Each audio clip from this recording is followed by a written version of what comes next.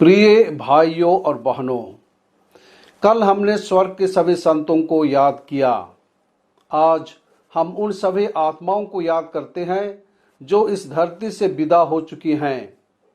हम मानते हैं कि सभी आत्माएं स्वर्ग में ईश्वर के पास जाएंगी, लेकिन अगर पाप के कारण कोई आत्मा स्वर्ग में प्रवेश करने के लिए अयोग्य है, तो आत्मा को परमेश्वर की दया की आवश्यकता होगी और शोधकाग्नि में साफ किया जाएगा।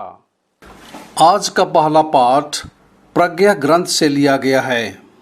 हमने पढ़ा कि धर्मियों की आत्माएं परमेश्वर के हाथ में हैं और कोई भी पीड़ा उन्हें कभी नहीं छुएगी।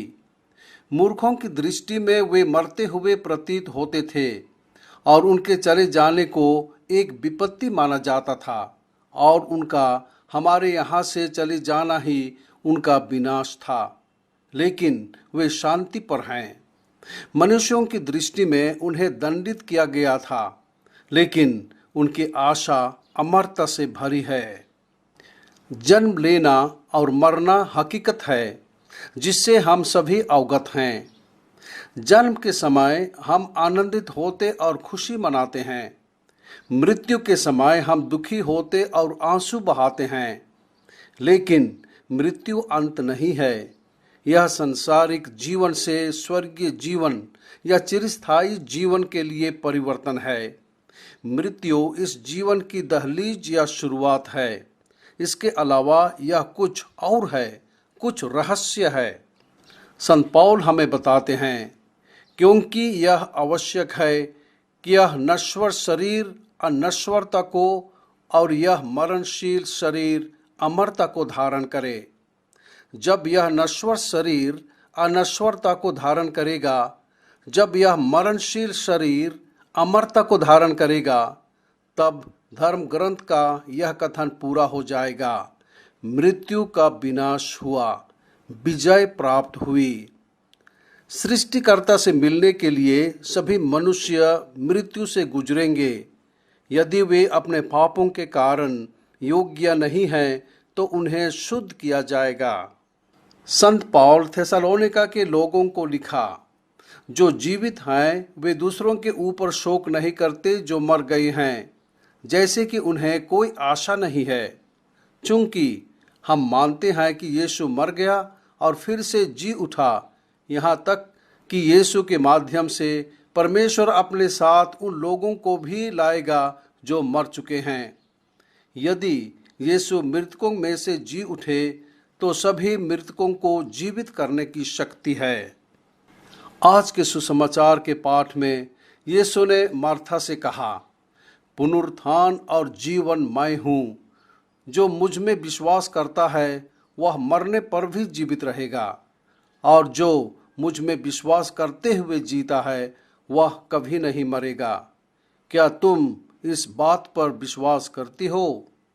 यह सवाल मार्था से पूछा गया था, लेकिन यीशु आज दुनिया भर के सभी ख्रिस्तीय विश्वासियों से एक ही सवाल पूछ रहे हैं कि हम यीशु में विश्वास करते हैं या नहीं।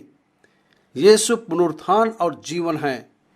वह मरने वाले सभी लोगों को नया जीवन देगा और वह जीवन कभी समाप्त नहीं होगा। हम मृतकों के लिए खेद महसूस करते हैं। हम उनके लिए आंसू बहाते हैं। हम उनकी याद दिलाने के लिए कब्रस्थान जाते हैं और उनके लिए फूल चढ़ाते हैं। हम उनके लिए मोमबत्ती भी जलाते हैं। ये आत्माएं असहाय हैं। वे ईश्वर की दया में आशा कर रहे हैं। उन्हें हमारी प्रार्थनाओं की आवश्यकता है। वे खुद ही अपने को मदद नहीं कर सकते हैं, लेकिन हम प्रार्थना के माध्यम से उनकी मदद कर सकते हैं। आइए हम उन्हें स्वर्ग तक पहुंचने में मदद करना न भूलें। उन्हें वास्तव में हमारी प्रार्थना की आवश्यकता है। हम उनके लिए पवित्र मिस्सा पूजा चढ़ाएं। हम उनके लिए कुछ तपस्या करें। हम उनकी आत्मा की शांति के लिए रोजरी और अन्य प्रार्थना चढ़ाएं।